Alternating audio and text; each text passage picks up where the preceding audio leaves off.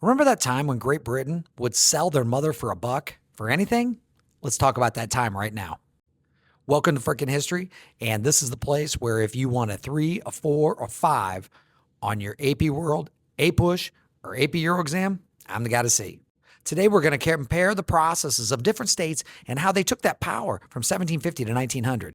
We're talking about imperialism. Now, some states like Great Britain, they just strengthened their control. They took control of Egypt. They took control of the Cape down in South Africa. And in some cases, they turned it into settler colonies. But they were taking control on the Gold Coast. They had control of 24% or 25% of the people and 25% of the land. A quarter of the world's population and land was belonging to them during this time period. France also had settlements in Algeria, and they chased out the Ottomans, moved the Ottomans out, and eventually over a 40-year period, that process ended up and took place. And what we're talking about really is the Belgian Congo. So King Leopold II, this guy, he so desperately wanted a colony. And so when he went down to take the Congo, nobody else really wanted because it was in Central Africa, which presented a lot of problems. But what he did is he turned it into like his own personal property and created where the people that were living there became his slaves. And they were taking out the materials, which was rubber and ivory was the main at first, and they removed them out. But if they didn't take enough to hit their quota for that day, it would result in a penalty. That penalty, they would take a hand, or they would take the children's hand and feet, cut it off their limbs. Brutal, brutal. If you've seen the pictures, you can't unsee it and you'll never forget it. But here's the thing with imperialism, and there was a lot of competition between these European nations. And what was happening is as they're starting to carve up Africa and putting in their spheres of influence in China, there was a lot of battles that were going on between these European nations. And of course, there's gunpowder weapons like cannons involved, and we can't be having all that, just that mess and that conflict.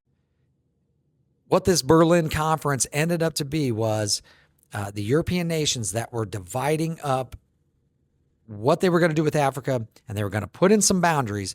But of course, they didn't invite any of the African nations to be involved in this.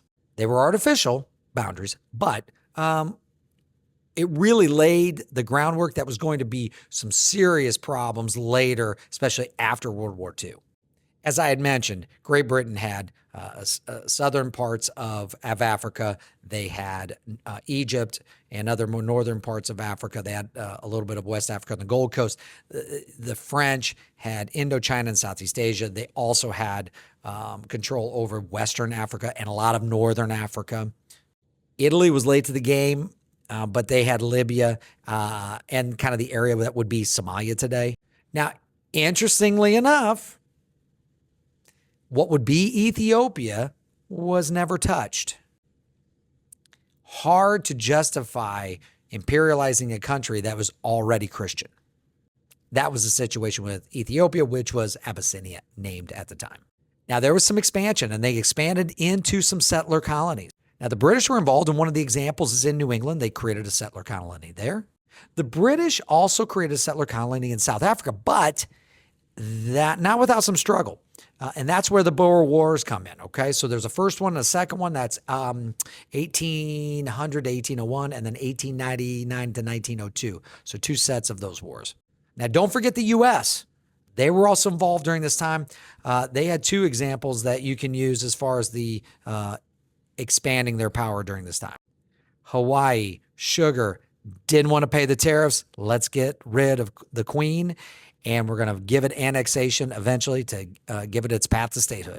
But just before that, in 1867, you had Seward's Folly, which was the purchase of 7.2 million of Alaska, and it was seen as barren land till the late 1800s, and then they found a little gold, and then a little later they got a little oil.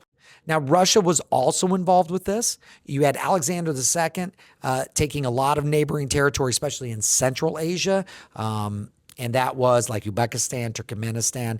And so they were expanding during this time as well. Finally, Japan, they were expanding, industrializing. And one of their things that they did is they took some neighboring islands. And then we also know that they had moved their influence and taken over parts of Korea that we would know today. So those are some of the examples of how states expanded. Settler colonies, they took it by power. They had to use force sometimes. But in the end, they were expanding these colonies and setting up different methods in which they were going to control trade and those natural resources. Now you know your freaking history. Peace.